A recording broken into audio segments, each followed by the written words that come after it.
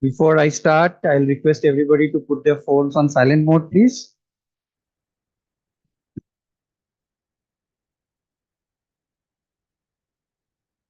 Honorable Vice Chairman Sri Richard Saldana, our chief guest for this Foundation Day lecture, Sri AMARENDU Prakash, CMD Steel Authority of India Limited, Honorable COG members Sri Vepa Kamesam, Sri PM Murthy, Sri Pradeep Dubhale, other distinguished guests in the audience, Sri Santosh Mehra, ex-DGP, faculty colleagues, participants of the Indian Audit and Account Service Officers Program, students. It's my great privilege to welcome all of you to the 67th Foundation Day lecture to be delivered by Sri Amarendu Prakash. I'll give you a little bit of background of Sri Prakash. Sri Amarendu Prakash assumed the charge of Chairman Steel Authority of India on 31st May 2023. Prior to taking charge as chairman, Sri Prakash held the post of Director in Charge, Bokaro Steel Plant. He is a metallurgical engineer by profession, having acquired his degree from BIT Sindri. He joined SAIL in 1991 as a management trainee technical. After working in various positions of responsibilities in plants and units, Sri Prakash was selected as director in the SAIL board and in charge of Bokaro Steel Plant in 2020. He is an accomplished technocrat in his career of more than 3 decades in SAIL. He has had exposure in plant operations at shop level, exposure to corporate functions in the head office, and leading a large steel plant with mining operations. He was a key member of the team that was leading the business processing team. After taking over as director in charge in Bokaro Steel Plant, he has led the plant team to reach their best performance in all major parameters year on year. The improvement in performance has been both in qualitative and quantitative terms. With his remarkable organizational skills and strategic planning acumen, Sri Prakash has been instrumental in bringing about significant changes in business processes and project management implementation. As a technically proficient leader, he has been spearheading the digitization efforts as well of the company. And as a key member of the revenue maximization team, he has been instrumental in strategizing the overall production and sales plan for not only enhancing value for the organization, but also for its customers. A visionary and energetic leader, he connects with his employees across levels and motivates them to excel through various initiatives. During his tenure as in Bokaro as director in charge, he had taken several initiatives to encourage sports, including supporting the Special Olympics team. Many social initiatives involving public participations have brought about positive changes not only in the steel plant but in the city of Bokaro and in its peripheral areas. He is a widely traveled technocrat, having gathered knowledge across all functions of the steel and mining industry. Sir, welcome to ASCI, and it's a privilege to have you here. Today, Sir is going to talk about low carbon economy, disruptions and actions. But before I request him to deliver his lecture, I request our Vice Chairman to give his opening remarks.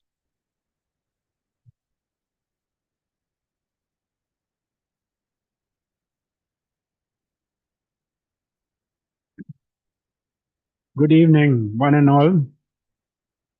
Students, participants, invitees, faculty, staff, we are honored and privileged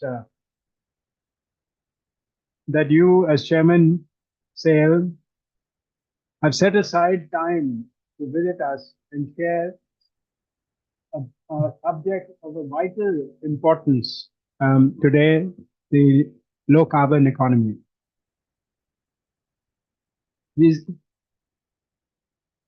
It's a very strange coincidence that just today, 200 countries are meeting in their final day, COP28, to discuss and agree and converge on a plan if you are to reduce fossil fuel and cap temperature rise to 1.5.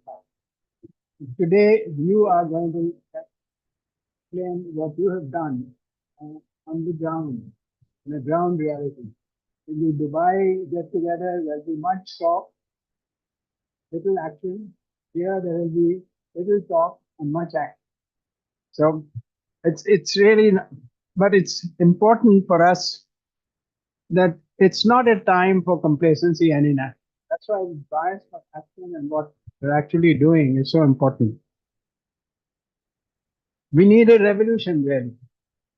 There's a seismic shift in our values and priorities, a transformation that redefines the relationship with nature.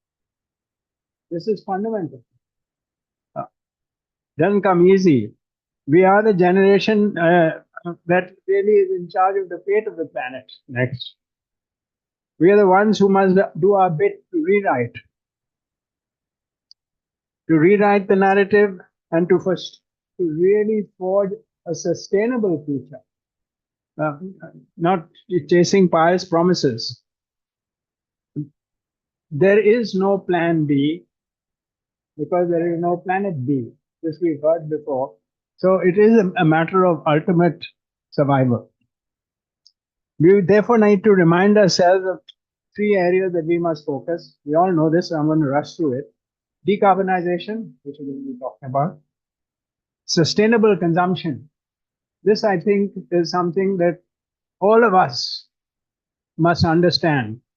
That how we buy, what we consume, where we consume, how we consume, choosing sustainable products, supporting businesses that have priorities in ESG, and so on. Consumer behavior, consumption is going to help reduce carbon footprint. Also, the theme of climate justice, we were talking about it earlier. There is societies that are vulnerable, and we cannot blindly go ahead with eliminating seismically, mindlessly, disproportionately uh, go and substitute, which has an impact on the vulnerable sections of society. So we have to do this, which is in a climate action, which is all inclusive. This is something that and it has to be equitable. So saving our planet is not just an environmental issue; it's a human issue. It's a technology issue, but there's a human caution to it is very important. But you have not come here to listen to me. You have come to listen to Prakash. So I will step before I step aside.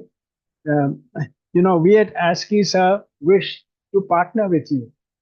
You have come with such an important theme, and it is time that we talk about partnership with industry, academia partnering with industry. We would like to enrich this partnership. They're fostering the right kind of curriculum, fostering a sustainable campus opportunities, um, building partnership with the communities around us, where we can, share your knowledge. We run these plants, influencing townships. We have a responsibility as well, and we'd like to participate in this. Foster research and innovation, which also again, which basically without industry, partnering with industry is not going to really get any traction. So my request at this point is to seek your valuable guidance on how we at ASCI can develop a framework. Maybe we can find some quality time together, develop a framework in which we can partner with SAIL and other industry and influence the outcome of powerful forces, positive change, empowering students, developing future leaders, which is our job, taking communities to a level of action to build a more sustainable future for all. So with that, sir, over to you. Thank you.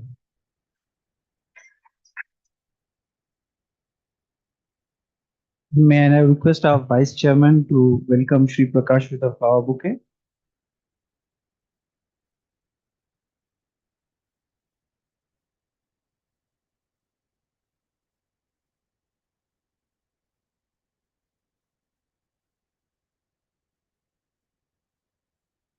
Ladies and gentlemen, I give you Shri Amarendu Prakash.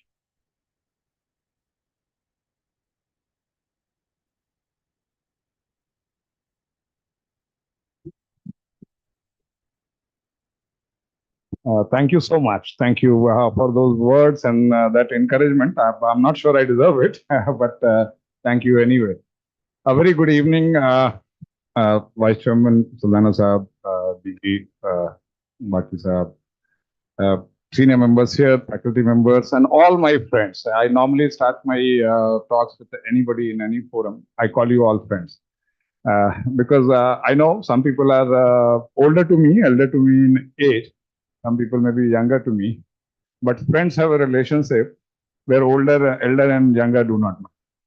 Friends can share thoughts, friends can talk openly, and ultimately, at the end of life, if you have had good friends, you can call your life. This is something. This is a universal truth I always share. First of all, let me congratulate ASCI on its 67th Foundation Day. Rich legacy, very rich legacy. In fact, I was telling them that I was overwhelmed at the thought that I'll be entering the hallowed halls of ASCI. It has such a rich history. And this rich history and legacy, I'm sure, has not come about without great leadership. It's only great leadership which makes an organization survive this long and actually excel in it. ASCI is recognized as one of the premier institutes around the country, if not abroad.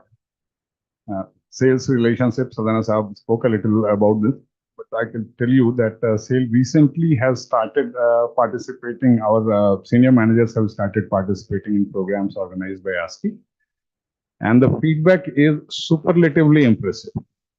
So all the senior managers who come here, participate in the programs. While going back, we advise them to travel via Delhi so that I have an opportunity of talking to them about what did they learn, what happened, how was the experience.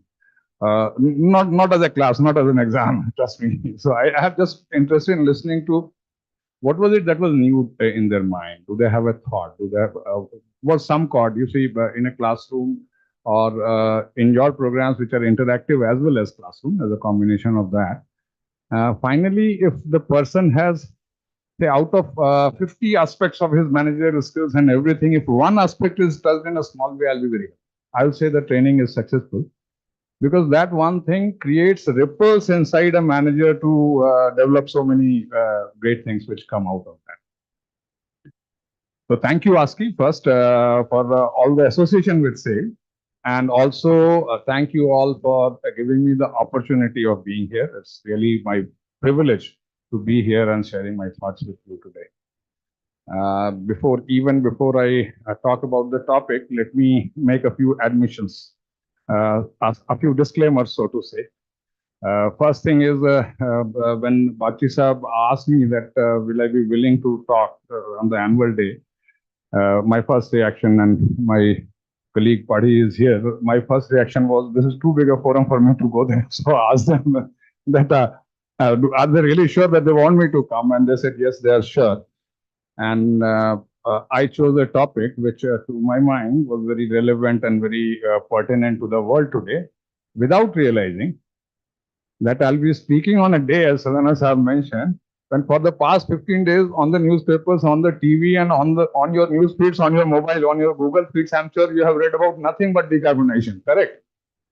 There have been so many views, so many people talking about so many things. Every other day, I find at least 5 seminar invitations asking me to come and listen to or speak at seminars on decarbonization. तो आप लोगों को decarbonization तो आप लोगों ने इतना सुना होगा कि you are practically saturated with all the news, all kinds of news and views are there. So that puts me in a tight spot. I cannot talk to you about decarbonization when our own Prime Minister and 200 country heads are talking about decarbonization. And today's age, you are getting feedback on that, you are listening to that and taking comments on that.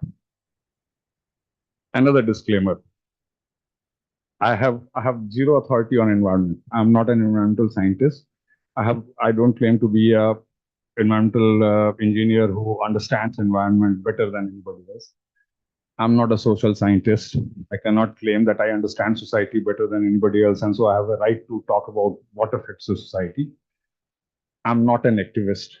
I do not have a cause to fight for. I'm not looking for that. What I am is a citizen on this earth who has got a view. A citizen on this earth equal to any other citizen on this earth who has got something to say, who has had experiences concerning this topic of today. So I'll try to limit myself to just sharing with you whatever my thoughts are, my interactions in different forums and with different people. What did I learn from that and what I feel can be done about this. Often when we talk about, when in my interactions with various people, we talk about environment, it's a sensitive topic. Often the discussion can veer into emotional discourse rather than a logical exchange or logically analyzing things. It can be a touchy topic, frankly speaking. Environment or climate change is not just a political topic. It is not just a social topic. It is not just an economic topic. It is one topic which involves all of this. You have got politics involved. You have got economies involved here, the way the economy, the world will move, how the world will progress. You have got societies involved here. You have got communities, how the community will behave, how the community will develop. All of these issues are involved, and that makes it a very complex topic to discuss with great amount of clarity on this is the right path. You don't have to do anything. Just do this and everything will be all right. You cannot have conclusions like that. So what we can do is we can share some of the thoughts and probably at the end of it all, leave you with some thoughts to frame on your own, to think further through this, discuss more about this. Because as was mentioned, this is one topic which no citizen of the world can say that I'm untouched by this. A person sitting on the North Pole or a person sitting on the South Pole or a person in the equator, you're all on this earth. And whatever we do, individually and collectively, whatever you do, every citizen is going to get affected. Unlike many of the other problems where we say, okay, China is doing this, so Chinese people are going to get affected like this, or because China is doing this, we as a Chinese neighbor, land sharing border, we will react like this, or US is doing this, and so you need to react like this. Here, whatever you do, it's not about, we talk about green a lot, right? In decarbonization, we say, I often ask, I don't know whether some of you will probably, people with gray hair will definitely remember one advertisement on the TV of Asian Paints where the lady goes around looking for a color and said, Mera wala pink. I don't know how many of you remember that. Mera wala pink was that her favorite pink. She could finally find that color in Asian Paints catalog. I call it Mera wala green. So when we say green, there are various hues of green. And everybody will say, this is my green, ye mera wala green hai, wo aapka wala green hai, and no two greens match. But the ultimate impact on us, climate changes that you can see around you, all the storms, cyclones, floodings, the places which were known for jahan sukha padta tha, kabhi barish nahi hoti thi, are facing floods today. Jahan flood aate the, wahan aaj sukha pad raha hai, wahan pani nahi mil raha hai. There are cyclonic storms which all the scientists, all the huge amount of sensors and data and everything, with everything, people are not able to predict what is going to happen.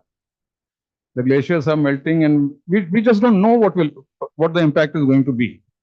In your science classes, even in middle school, probably you have been taught that a butterfly flaps its wings somewhere and a storm gets brewed somewhere else in the world.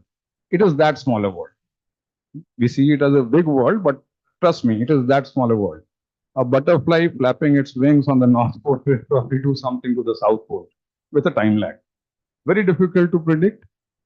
At the same time, since we are all going to get affected, it is our responsibility for all of us to discuss this, talk about this, try to understand this. Whatever actions we can take wherever we are, we need to do this.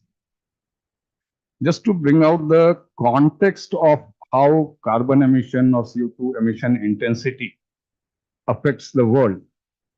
And what is the current dialogue which is happening in COP28? We have heard all the 200 countries, everybody in the UN, all the countries are together, they're discussing many things. And this is COP28. There have been earlier COPs. There have been, Kyoto Protocol was developed way back 20 years ago in Japan. Recent times, Paris Agreement was there, in which everybody said that we need to do something about it. People have started acknowledging that climate change is something which is a world problem and everybody needs to do something about it. However, if you look at the discourse, there are different voices. Somebody says, "Why should I do it? Why he doesn't do it? He should do more than me. I cannot take up." So there are these debates. I'll just try to put into context in the next 15 minutes or so. Try to share some viewpoints there. Let me start by saying that there were three news items. I also, like you, morning. I'm in the habit of going through my Google feed and getting news, and I keep getting this decarbonization feed into that. Three news caught my eye, and I thought I'll share with you.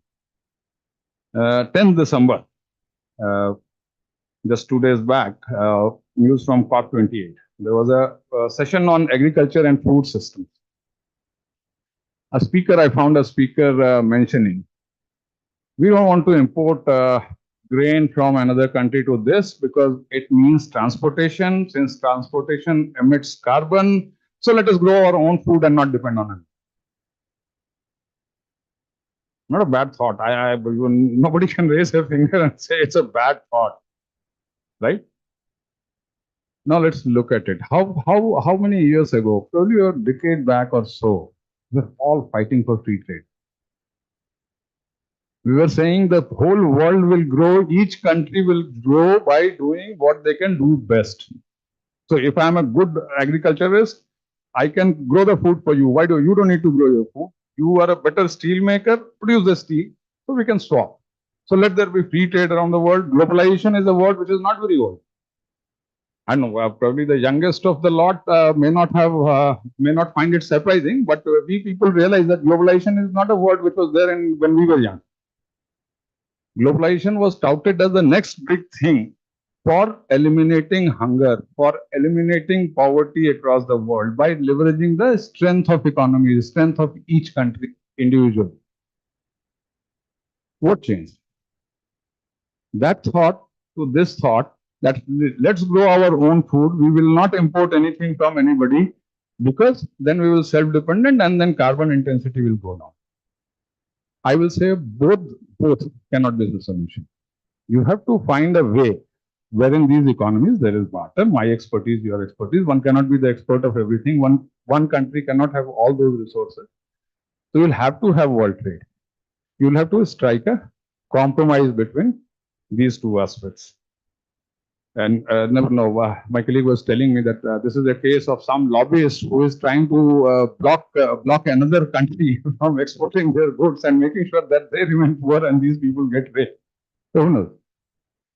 The second was an interesting news article wherein, though it has been denied already, I must put a disclaimer there. There was a news that some of the OPEC members, OPEC, which is oil-producing countries in the Middle East, and in fact, the name of a very senior head of state was also mentioned. And they said internally they have been discussing about dropping and saying that no, oil cannot go away. Oil has to be there. So we will refuse to sign any agreement in which talks about phasing out oil from the world. Again, phasing out oil from the world. As a climate activist, I will say it's a natural thing to do. Stop all fossil fuels. It's a very common thing. Yesterday, I think Lissy Priya, a child of 12 years old child, was on stage during a session crashing into this and saying, stop all fossil fuels. Appreciate the sentiment, appreciate the enthusiasm. The message that she is giving that our future is at stake. You don't care. You old people, you will go away, but the children's future is at stake. Noble thought. Absolutely no criticism for her enthusiasm and the concern that she is raising. But is this the solution? Energy sources are something on which world wars have been fought, on which today you suddenly find it is normal. Historians tell us that after every pandemic there is a war. So once Corona happened 3 years back, almost everybody, we all in the industry also, we try to prepare ourselves for what is going to come next. So how the society is going to change, markets are going to change. So sometimes we discuss. So post-pandemic, we had this thought. We in the industry, I'll be very frank, in our internal discussions, which had brought this. There can be wars because every pandemic is followed by a war. And now you find there's a war, there's a conflict, especially in Israel, Hamas, China had a recent tension with Australia. The whole Red Sea is a kind of ready to turn red at the drop of a hat, at the one false stroke, and something can happen. Can you really reduce dependence on oil, phase away oil? What happens to the Middle East? Some of the richest per capita income countries are in the Middle East, and it is based on the oil that they have, which translates it. You saw Russia-Ukraine war. What was the play there? I don't know whether you noticed it. I'm sure you have noticed it, but still let me just repeat it. The West said, we will impose sanctions to bring them down. We don't need to fire a shot. We don't need to drop a bomb. We don't need to send this. Through economic sanctions, we can sway the balance of power. So what we'll do? We'll not buy oil from you. We'll not buy gas from you. Right? So that is the power. That is the power of energy source. In turn, what did happen? The other side said, okay, let the winters come. I'll stop your gas supply. Let me see how you survive the winters. I'll weaken your defenses. Such a powerful energy is such a powerful, it can be weaponized. It can actually become a weapon. That trade can become a weapon. To say that we will phase it out and phase it out in 5 years, phase it out in 10 years, not easy. Not going to be easy. Lives are going to get affected. Economies are going to get affected. You will need to do a lot of deliberation. So all I'm trying to do is bring out both sides of any action that you take. Both sides are equally important. You'll have to look at it. Another IPCC, and we talked about it, IPCC has said, that is Intergovernmental Panel on Climate Change, they have said that no way. By 2050, phase out all coal, 60% of the oil, 40% of the gas, we need to phase out. There are countries which are resisting and saying we will do it by 2070. Say India. India has a target of becoming net zero by 2070. In order to understand why this debate, I recently got asked in another forum where I was speaking not on decarbonization, on a steel industry forum, where I got asked by a foreign delegate from a Scandinavian country. And they said, you steel makers are ruining the world. Fair thought. He must be very emotional and he must have had a thought. And he said, the steel makers are spoiling the world, ruining the world. You are the carbon emitters and you have no sense. I just asked him, I happened to ask him, okay, gentlemen, what do you think we should do? All the electricity, can you live without electricity? He said, there is no need, there is solar. I said, yeah. So, nice point. There is a technological breakthrough and you can produce solar power and substitute thermal power. Very nice thought. So, you are ready to put up solar power plants? He said, yes, we should do that. I said, fine. The solar power plant needs steel. Can you build a solar power plant without steel? And then he was silent. He was that. So what I'm saying is, whatever you do, whatever mitigating steps that you're going to do will need participation by all stakeholders. So you need to evolve ways. We need to be together in evolving solutions, which can finally pay off on this. As I said, my topic got all stolen away by 200 heads of state, so I don't have much on that. But still, just a way to give you a sense of what can be there. Is there a need for a low carbon economy? A question 20 years ago, frankly speaking, Al Gore, the vice president of USA of that time, was very vocal on this. And in fact, he led a lot of these climate change talks, and global warming was a topic there. And frankly speaking, most of the world was laughing. They said that there is no sense. All the glaciers will melt. All the ice will come into my home. It is not going to happen. He's talking about another thing. Scientists are trying to make fools of us. It is not very remote past that we were talking like that. Today it is a reality. There is no doubt that it is a reality. So everybody coming together, all the scientists and everybody coming together, have set up a target of 1.5 degree change in temperature compared to a base year in order to do this. So far, how much has happened? This is something that has to be done. The scientists are right. We need to be there. We have to get it done. So far, over so many years, practically, if we look at Paris Agreement, and after that, There was one set of commitments made by countries as to what actions they will take. In 2021, they again renewed their commitment with larger targets. And if you look at all the targets, after that, scientists are saying that with all this, whatever has been done, this is 8% energy reduction will happen across the world. They say in order to hit a target of 1.5 degrees centigrade, controlling the temperature rise within 1.5, you need to do 43%. Instead of 8%, that means whatever targets that different countries have taken till now, we need to do 5 times more than this in order to be actually be making a dent on all this carbon emission which is happening. So that's the importance of it. I'm sure all of you understand the importance of it, so I will not dwell on this too much. However, I will just share things on how do we do it. Any suggestions which come, and how do we look at that suggestion carefully and try to understand whether the suggestion works or not. In the current COP, after a long time, our Honorable Prime Minister raised a point which has been a very valid point, which I leave it to you for your thinking and your mulling over it to whether it goes. For the first time, we as a country raised the issue of per capita carbon dioxide emissions. Earlier, it was one country emits so much carbon dioxide. And so we say China is the largest polluter, the USA comes after that, India is also in the top 5 and things like that. However, when you look at it, why do you emit carbon? You are sustaining a population, the community, the humans who are populating this earth are consuming something. Mr. Saldana pointed out we have to be responsible consumers. We have to see how our consumption is in line with our needs rather than just wasteful consumption is something that we need to control in order to control carbon emission. Very valid point. So for the first time, India has now raised the point of what is the per capita carbon dioxide emission. And you will find India with its large population is currently at about 2.2. Carbon emission per capita is 2.2. If we look at the developed countries, they are in the range of 9.5 to 12.5. And of course, the Middle East countries are much higher because of their oil production and everything. They are at 30 and 35.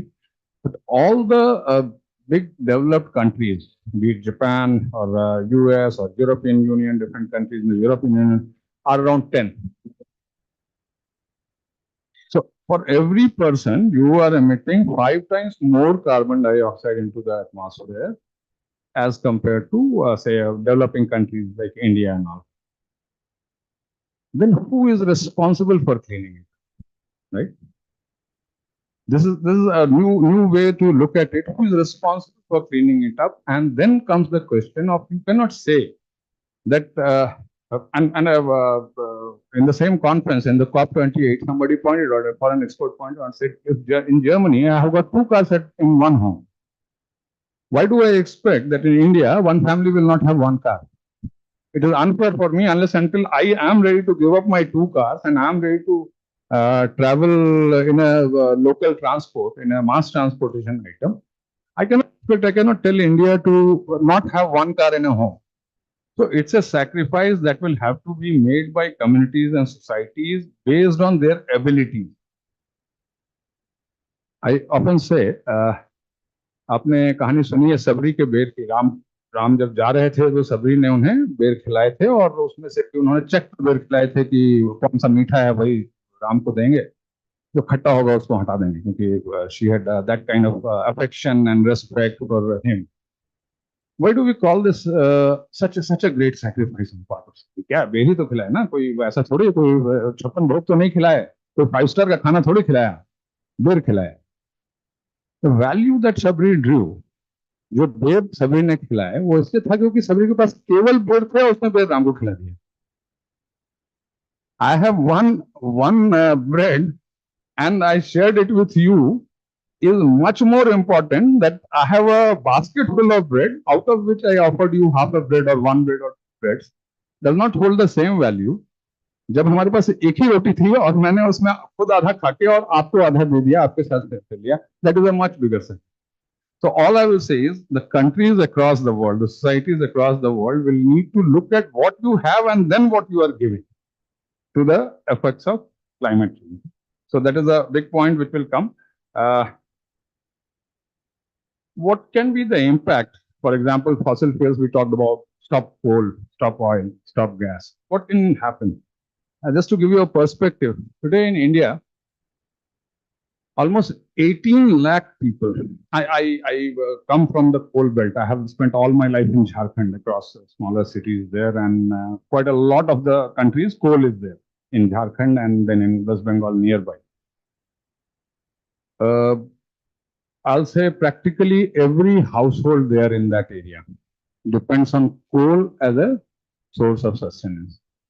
उनकी meager income जो उनकी है वो कोयले पर dependent है.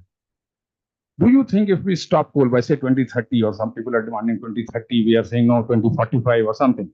Do you think this 18 lakh people directly involved, say a family of 4, even if I take a family of 4, almost 1 crore log, can they switch their source of sustenance, their skills, everything? Can they switch to another profession?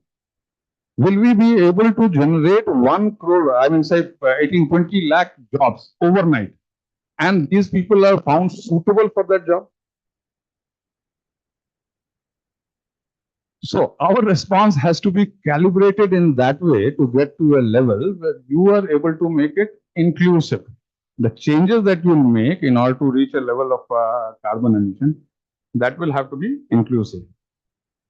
What can the government do, or what is the Indian government currently doing? Indian government, as you know, Honorable Prime Minister had announced in COP26, Glasgow Convention, he had announced Panchamrit. Five ways of what the government can do or what the world leaders can do to do it. On that, India had taken targets. Out of that, some positive news is India had taken a target that 50% of India's electrical power capacity by 2030, we will have 50% renewable. Instead of coal-based power plants, we will have 50% renewable. Happy to report that we have already reached almost 43% of these installations ahead of time. This is only 2023, and we have made quite a headway. In fact, India heads the International Solar Alliance.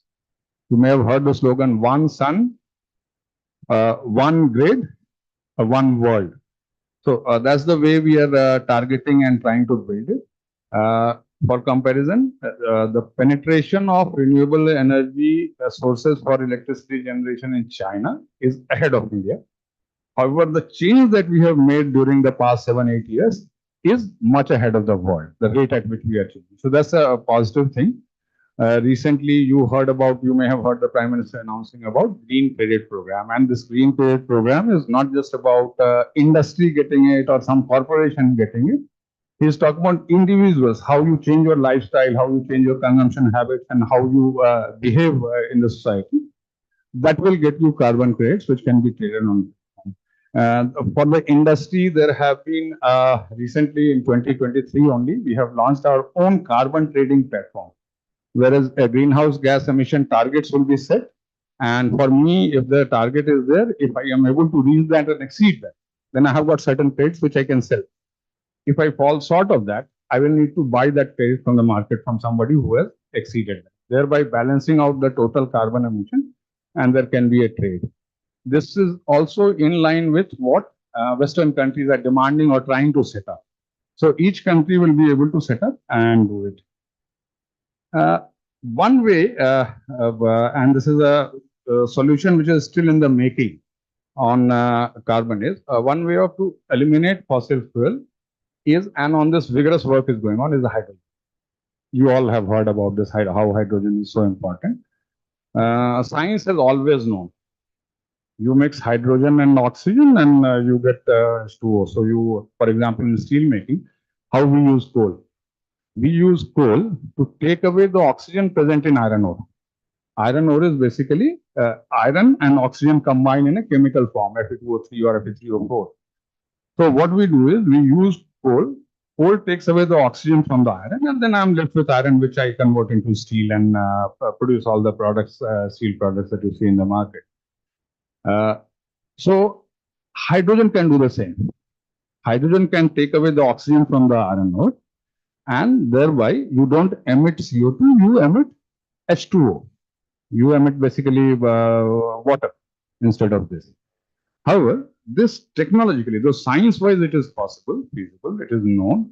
However, to convert that into a technology so that it can work, because iron will melt above 1400 degrees centigrade. So when you want to produce iron, you cannot produce solid iron because it will be very difficult to shape it.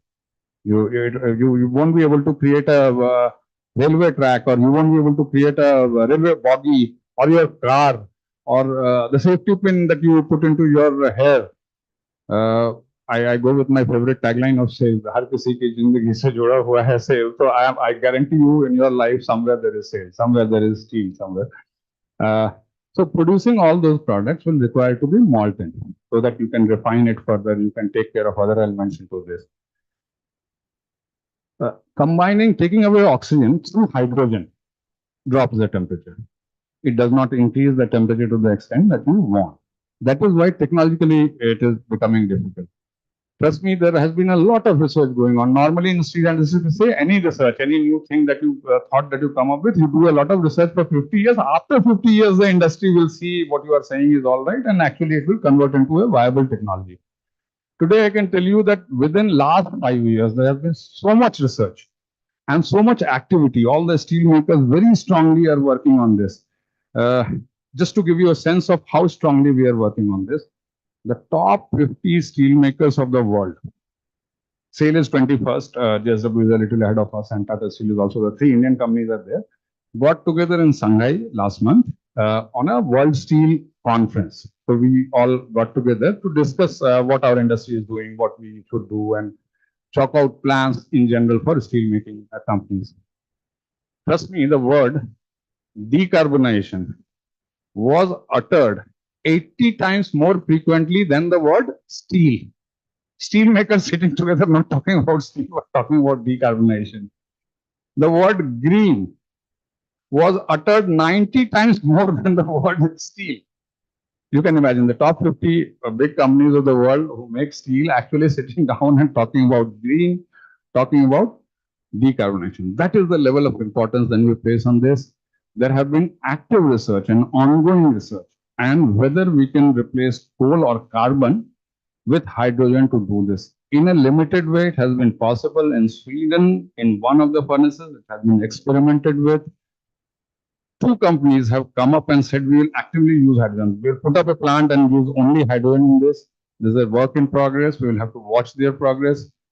If I look at India, in India, all of us, every steel maker of repute, be it SAIL, be it JSW, Tata Steel, everybody, we have active research projects on replacing carbon with hydrogen in all our plants. There is another technology that we can use to do this. Supposing you cannot reduce carbon dioxide production, then there is a way to capture that carbon. Okay, CO2 will get produced in your process. Can you capture that, store that, and use that? This is another area which is very interesting. Lots of research going on. One of the major applications that you may have heard of in US, it has been tried, that you capture the carbon, put it into the oil well. What happens is it actually helps, the carbon goes to the bottom of the earth, and it actually helps more oil to come out because pressure is created and more oil to come out. This is one way of doing it. But India not having too many oil sources or too many oil wells, probably not a suitable solution for India. However, we recently tied up with, we have 2 lab scale successful projects. We have one with IIT Mumbai. We have done an experiment in SAIL wherein we have found success in that at lab scale. Now we are planning to put up a pilot scale plant in one of our plants. We'll put a pilot scale plant to test whether it can actually work in real life situation. We also have a tie-up, I believe, Charandas is from Hyderabad, I think, the company. I think you're a Hyderabad-based company with whom we are trying to see that whether this carbon can be captured and turned into other molecules. That means, can we produce a lime out of it? Can we produce CaCO3 out of this from this captured carbon? Because capturing is one project, but after that, where do you take it? Even if you captured, आप अपने घर में तो रोज रोज carbon dioxide जमा करके नहीं रख सकते हो, आप वो कार्बन डाइऑक्साइड जाएगा कहाँ? तो उसको यूज करने के तरीके स्टील इंडस्ट्री खोज रही है. I want to assure you, in our plants right now, people have a mandate in order to save energy.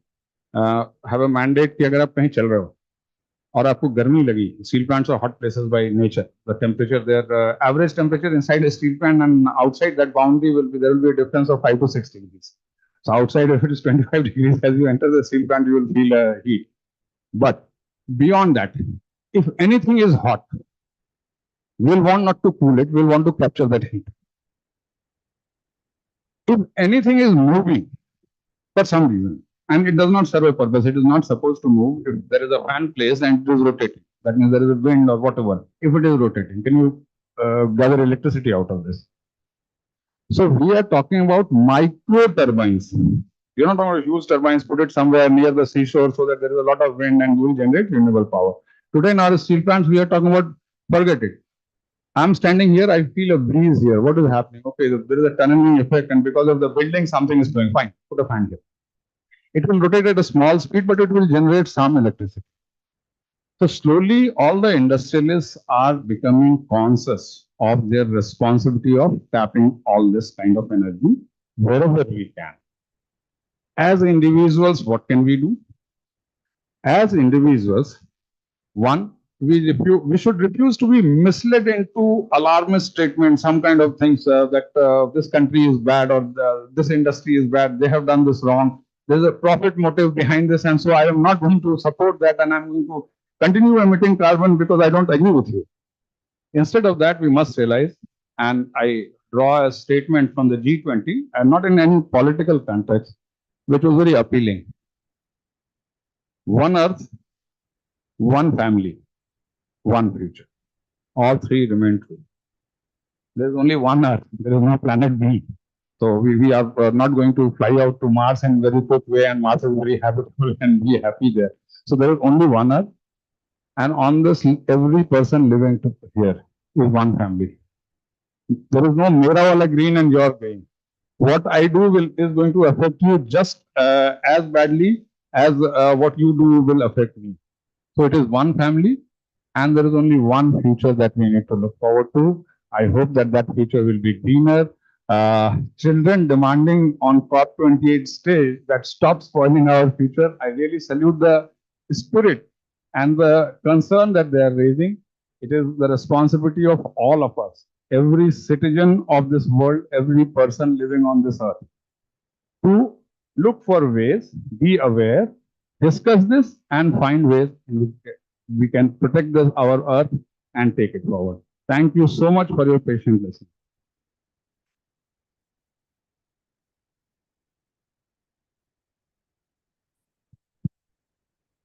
Thank you very much, Mr. Prakash. Now I request our Vice Chairman to present Mr. Prakash with the ASCI memento as a token of our thanks for this publication.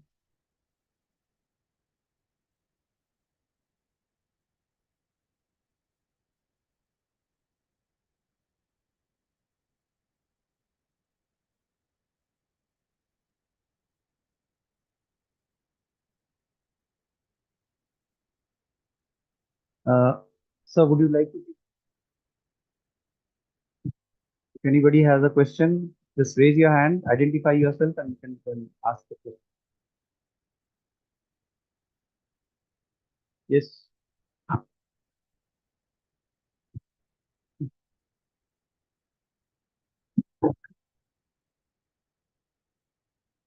First, identify yourself and then ask the question. Good evening. Good evening, sir. My name is Sumed. I'm a PGDM student at ASCI. First of all, thank you for enriching the perspective today on this topic. I wanted to ask you the question that since last 4 to 5 years, the world has experienced many changes which were sudden, rapid, and we hadn't planned for it. So how me as an aspiring manager and how me working in an organization can adapt to these changes which are quick, sudden, in a more efficient way in lesser time, and seeing to me that me myself and my organization are both resilient and sustainable. Nice question. First, must compliment you that you think about this. Thank you, sir. Yes, the world has become more and more volatile and uncertain. VUCA world, many the management gurus coin so many terminologies to do this. Very true. Two top things come to mind in response to your question. First thing, we learn to be resilient. Often when we pass through this, Corona came upon us. There was a time where you, and I'm sure all of you have passed through it, that no family practically on this in this country got remained untouched. In some way or the other, everybody got affected. To pass through that, I'll tell you my experience during COVID. I was in Bokaro steel plant, and we own the hospital, we own the city, we practically everything.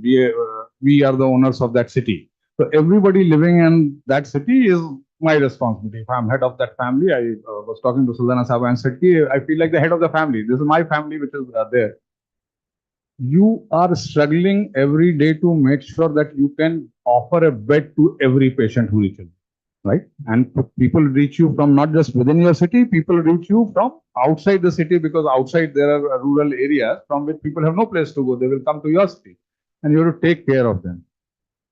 During that time, we were tasked with, and you may have heard about this, of liquid oxygen going to across the country. We were tasked with sending it to UP, Punjab, Bihar, and Jharkhand. So 4 states. It was our responsibility. We used to get tankers in.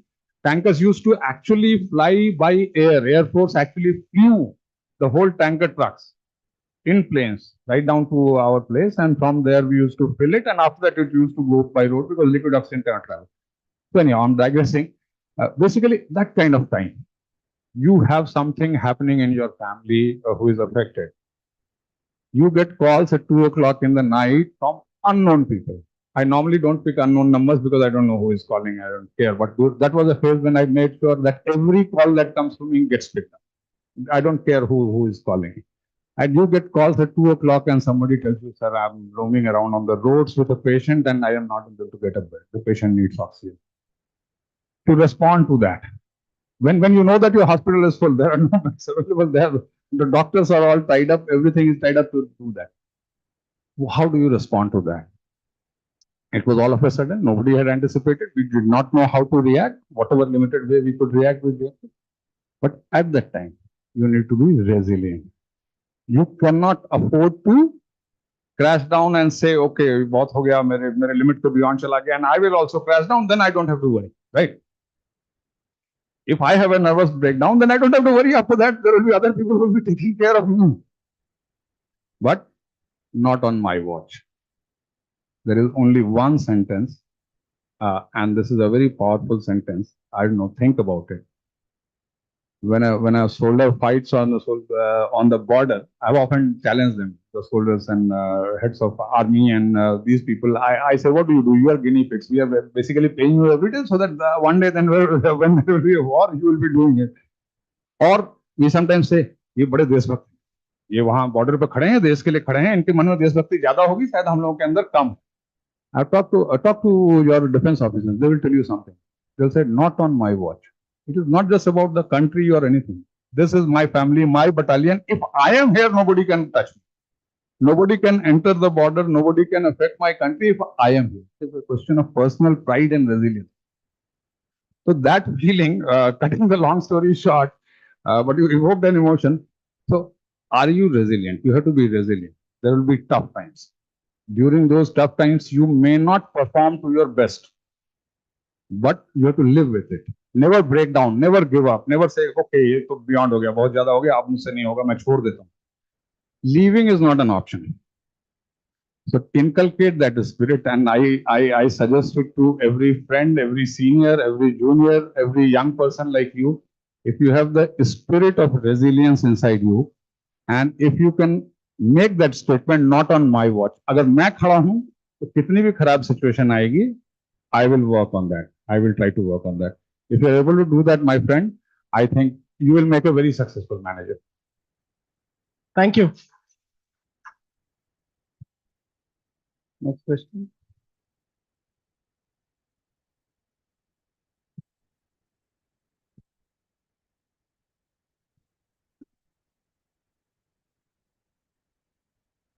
Good evening, sir. This is Hari Krishna. I'm a program manager.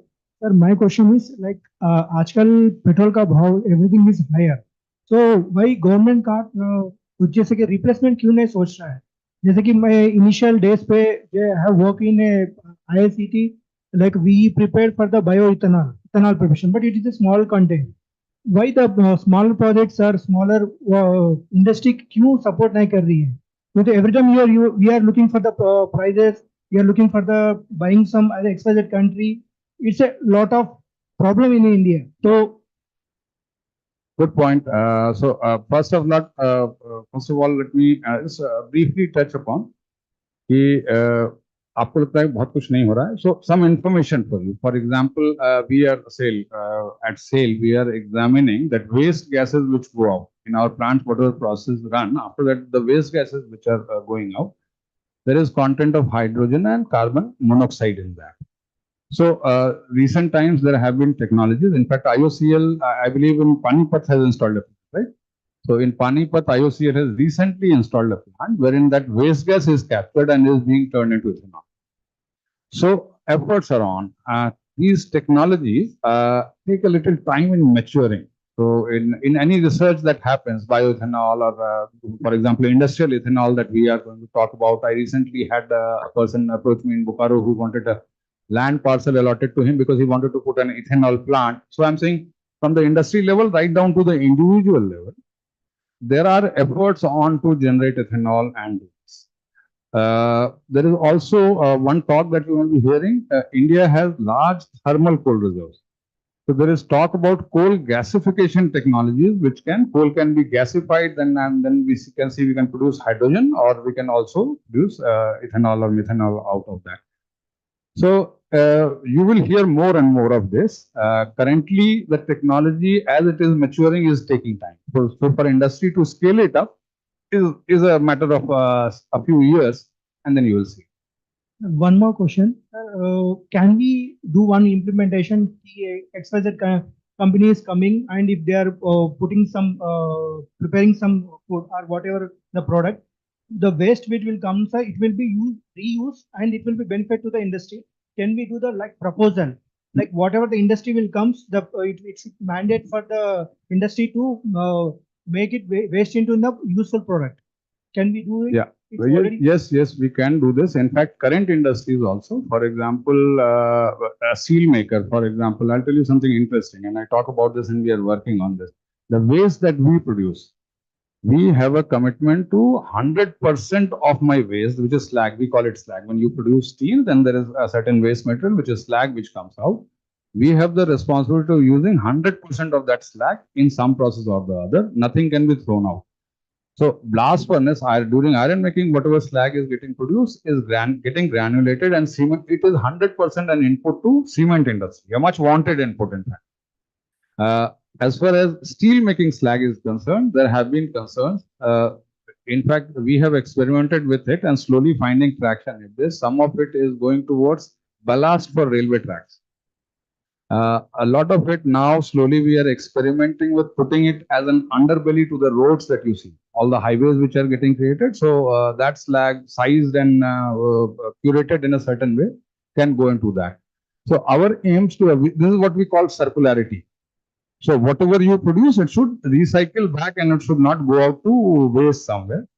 So there are things working on this. Similar things, as I mentioned about steel industry, this is happening in the steel industry. Similar things are happening in other industries also. For example, in all old plants, new plants is already there. When you install a plant, it has to be a zero liquid discharge. Any liquid which goes in cannot be thrown away. Whatever happens to the liquid, you need to process it back and put it back into the process. So townships will have sewage treatment plants. So we have had experience of putting up sewage treatment plants. All the municipal water, human waste and everything gets segregated, and from there you actually draw out the water. What is going to be just as important? We are talking about carbon dioxide today, but what is going to be? So similarly in other industries also, such mandates are slowly coming.